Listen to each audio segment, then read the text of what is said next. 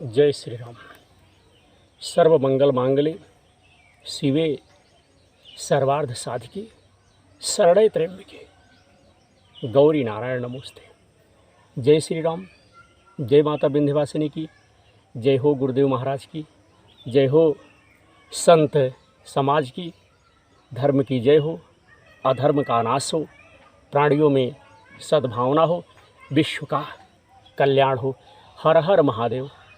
साथियों, सावन के परम पुनीत महीने में मैं विनोद दुबे निरंतर जब हमें वक्त मिलता है, दैनिक कार्यक्रम किसी अपरिहार्य कारणों से अगर बाधित हो जाता है, तो जब हमें वक्त मिलता है, समय मिलता है, मौका मिलता है, तो हम भगवान के चरित्र को अपने टूटे फूटे स्वरों से जनमानस की सेवा में समर्पित करता रहता हूँ।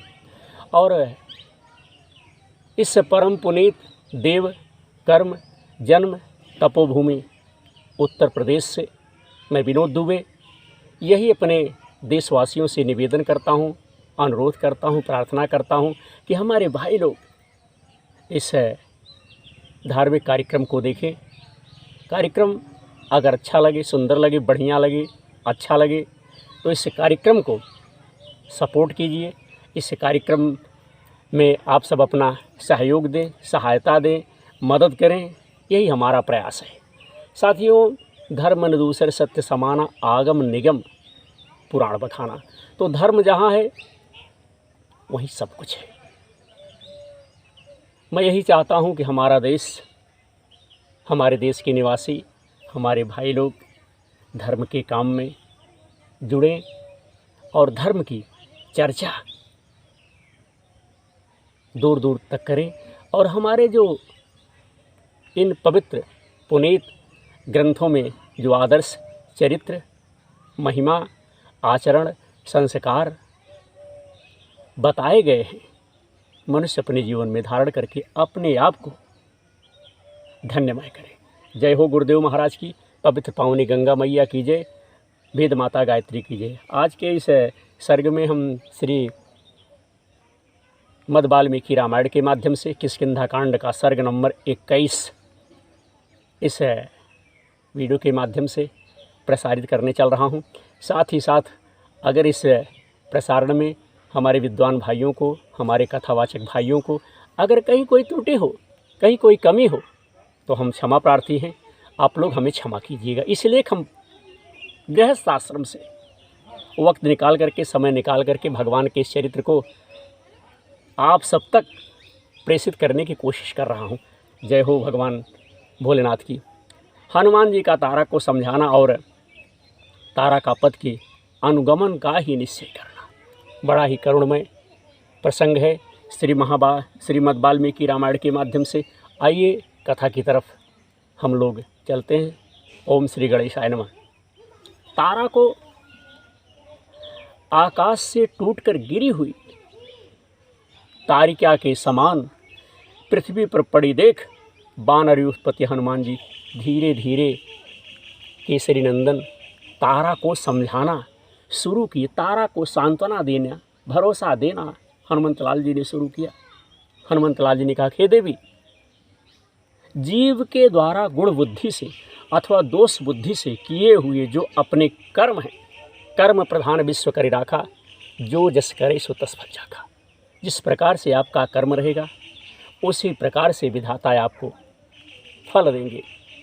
अच्छा कर्म करेंगे तो आपको अच्छा फल मिलेगा, और अगर आप गलत कार्य करेंगे तो आपको गलत परिणाम मिलेगा। हमारे कहने का मतलब है, अगर आप नीम लगाएंगे तो नीम का स्वाद पाएंगे, आम लगाएंगे तो आम का स्वाद पाएंगे। हरिओम नारायण। तो वही कह रहे हैं, अपने अपने कर्म हैं, वे ही सुख दुख रूप फल की प्राप्ति कराने वाले होते हैं। परलोक में जाकर प्रत्येक जीव शांत भाव से, हम और आप यहाँ रहते हैं, तरह तरह का विवाद करते हैं, मरने के बाद, यहाँ से जाने के बाद सब क्या करते बंधु, शांति भाव से रहकर अपने शुभ और अशुभ सभी कर्मों का फल मनुष्य भोगता है। तुम स्वयं शोचनीय हो, फिर दूसरे किसको सोचनीय समझकर शोक कर रही हो देवी? क्यों शोक आप कर रही हो? हनुमंत लाल जी कह रहे हैं, स्वयं दीन होकर दूसरे किस दीन पर दया करती हो? पानी के बुलबुले के समान इस शरीर में रहकर कौन जीव किस जीव के लिए सोचनीय है? यह पानी जिस प्रकार से पानी का बुलबुला है, उसी प्रकार से हम सबों का यह जीवन है। तुम्हारे पुत्र अंगद कुमार अभी जीवित हैं।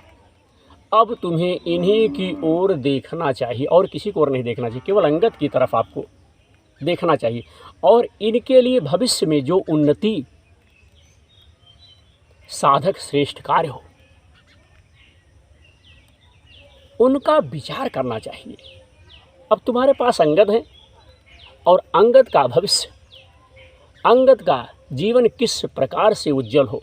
हे देवी, अब अंगद के विषय में आपको सोचना चाहिए, विचार करना चाहिए। हे देवी, तुम विदुषी हो, अतः जानती हो कि प्राणियों के जन्म और मृत्यु का कोई निश्चित समय नहीं है। कब कौन पैदा होगा, कब कौन मर जाएगा, कब किसके साथ क्या घटित हो जाएगी भैया, कब किसे लाभ हो जाएगा, कब किसे दुख हो जाएगा, कोई समझता नहीं। इसलिए शुभ परलोक के लिए सुखद कर्म ही करना चाहिए। जीवन में सदैव अच्छा कर्म ही बंधु करना चाहिए। अधिक रोना धोना आदि जो लौकिक कर्म हैं, व्यवहार हैं, उसे ज़्यादा नहीं करना चाहिए। जब जान रही हो कि जीव यहाँ आया है, इसके बाद जीव चला जाएगा, तो ज़्यादा रोने धोने की क्या आवश्यकता। हरिओम नारायण। सैकड़ों हजारों और लाखों बानर जिन पर आशा लगाए जीवन निर्वाह कर रहे थे, वे ही ये बानर राजा आज अपनी प्रारब्ध निर्मित आयु की अवधि पूरी कर चुके हैं। इनकी आयु जो थी वह आज पूरी हो गई। इन्होंने नीति शास्त्र के अनुसार अर्थ का साधन, राज्य कार्य का संचालन किया। ये उपयुक्त समय पर साम, दान और क्षमा का व्यवहार करते आए हैं, अतः धर्मानुसार प्राप्त होने वाले लोक में गए। इनके लिए तुम्हें शोक जो है नहीं करना चाहिए। हरिओम नारायण। साधी साध्वी, हे देवी, ये सभी श्रेष्ठ बानर, ये तुम्हारे पुत्र अंगद तथा बानर और भालुओं का यह राज्य सब तुमसे ही सनात है। तुम ही इन सब की स्वामिनी हो।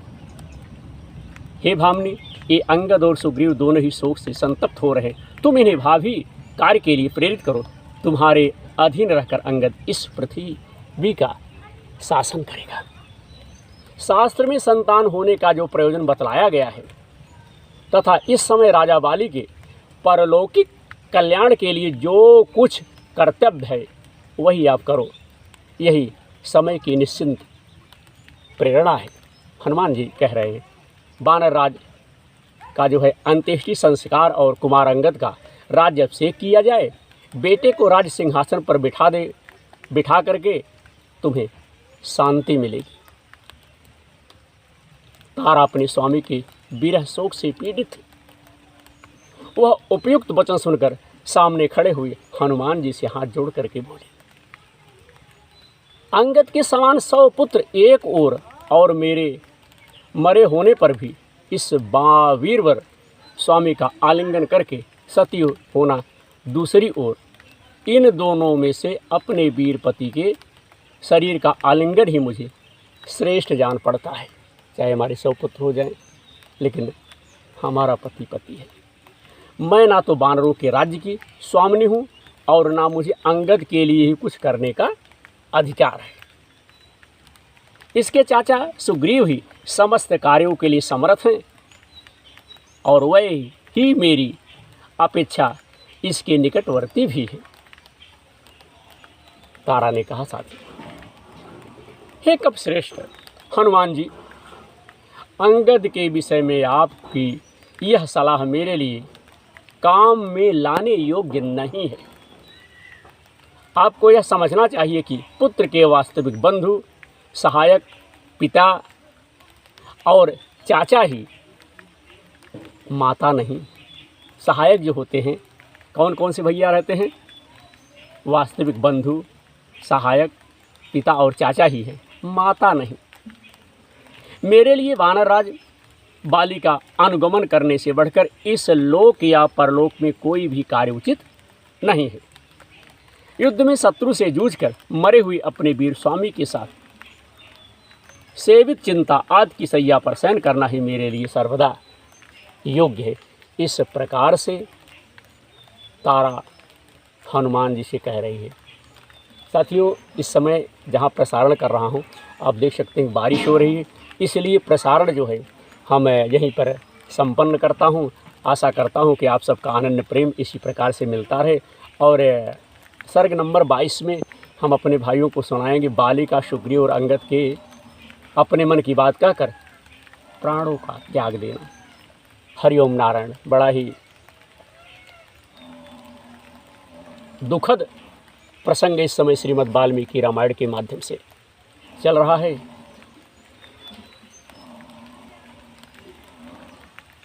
बाली अपने मन की व्यथा, अपने मन की बात अपने पुत्र और सुग्रीव से कह करके अंत समय में परलोक का गामी हो गया। तो यह प्रसंग, यह कथा अगले एपिसोड में हम अपने भाइयों को दिखाएंगे। अब आज का प्रसारण आपका भाई विनोद दुबे यहीं पर संपन्न करता है। समस्त देखने वाले भाइयों का बहुत बहुत आभार, बहुत बहुत धन्यवाद। साथियों, हमारे कार्यक्रम से जुड़ने के लिए आप चाहें तो यूट्यूब पे जा कर के सर्च कर सकते हैं, वहाँ लिखिए विनोद प्रहरी यूट्यूबर, और हमारे कार्यक्रम से जुड़ करके अपना आशीर्वाद, अपना प्यार हमें प्रदान कर सकते हैं। आप सबका बहुत बहुत आभार, बहुत बहुत धन्यवाद। जय शिव शंकर भोलेनाथ।